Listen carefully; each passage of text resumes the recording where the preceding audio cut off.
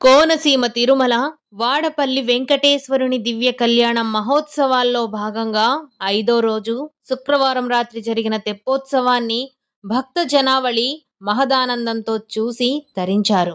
గౌతమి గోదావరిలో హంసవాహనంపై విహరిస్తున్న దేవదేవుణ్ణి చూసి అంతా భక్తిపూర్వకంగా ప్రణమిల్లారు.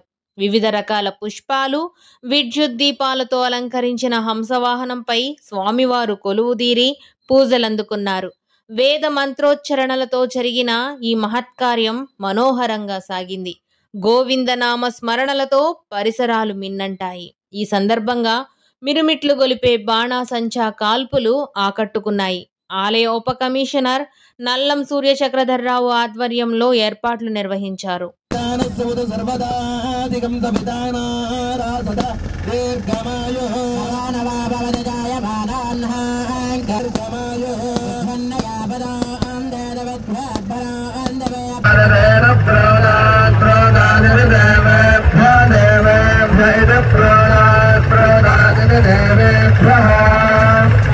Dev